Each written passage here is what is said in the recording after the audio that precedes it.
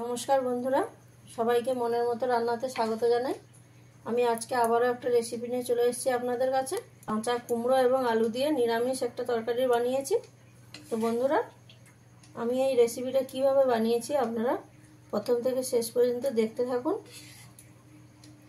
ভিডিওটা স্কিপ না করে, তাহলে আপনারা ভালোভাবে বুঝতে পারবেন এবং আপনাদের রান্না করতে অনেকটাই সুবিধা হবে। কাঁচা কুমড়োর নিরামিষ রেসিপি করার জন্য আমি এখানে একটা মিডিয়াম সাইজের কাঁচা কুমড়ো নিয়ে এরকম টুকরো করে নিয়েছি, আর 3 পিস আলু নিয়ে এরকম মিডিয়াম সাইজ করে কেটে নিয়েছি।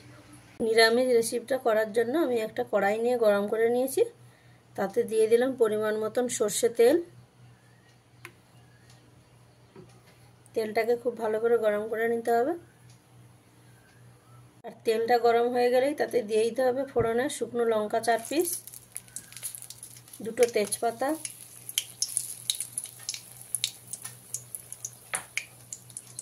হাফ চামচ 5 ফোড়ন, 1 চামচ গোটা জিরে, অল্প পরিমাণ হিং দিয়ে ভালো করে একটু ভাজা ভাজা করে নিতে হবে।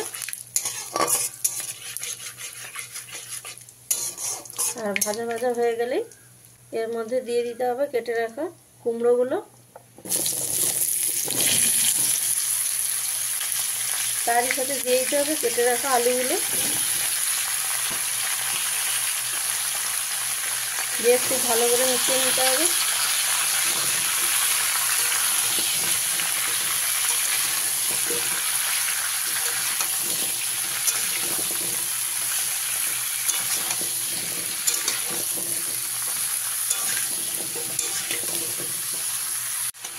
আর মেশানো হয়ে গেলে এর মধ্যে দিয়ে দিতে হবে পরিমাণ মতন লবণ,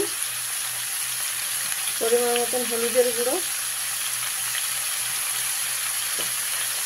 দিয়ে খুব ভালো করে মিশিয়ে নিতে হবে।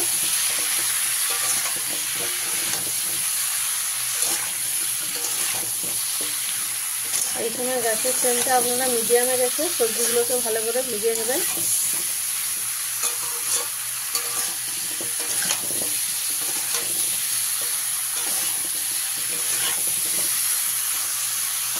সবজিটা অল্প কিছু সময় ভেজে নেওয়ার পরে এর মধ্যে দিয়ে দিতে হবে ঝালের জন্য 5-6 পিস কাঁচা লঙ্কা, হাফ চামচ ধনে গুঁড়ো, হাফ চামচ জিরে গুঁড়ো, 1 চামচ কাশ্মীরি লঙ্কার গুঁড়ো,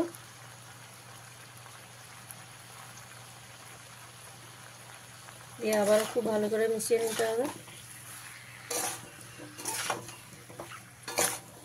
মিশিয়ে নিয়ে সবজিটাকে খুব ভালো করে ভেজে নিতে হবে। সমস্ত গুঁড়ো মশলা দিয়ে কিছু সময় ভেজে নেওয়ার পরে এর মধ্যে দিয়ে দিতে হবে কেটে রাখা টমেটো কুচি। আমি এখানে 2টো মিডিয়াম সাইজের টমেটো নিয়ে কুচি করে নিয়েছি, দিয়ে দিলাম। দিয়ে আবারও ভালো করে মিশিয়ে নিতে হবে। মিশিয়ে নিয়ে সবজিটাকে আবারও ভালো করে ভেজে নিতে হবে।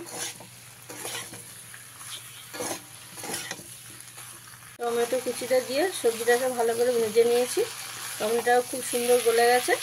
এবারে এর মধ্যে দিয়ে দিতে হবে পরিমাণ মতন জল,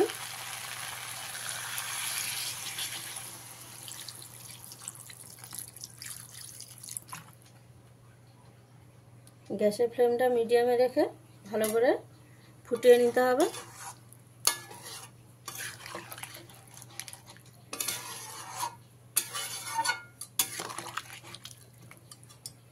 জলটা দিয়ে অল্প কিছু সময় ফুটিয়ে নিয়েছি।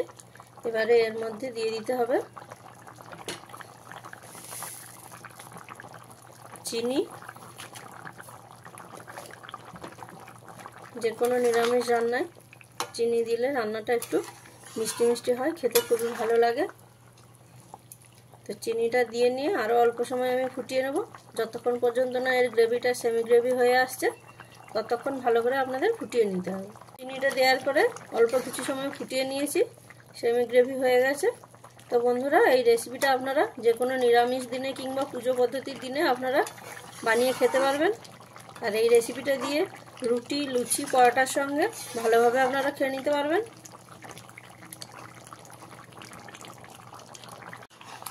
নামানোর আগে সবথেকে শেষে আপনাদের দিয়ে দিতে হবে ধনেপাতা কুচি,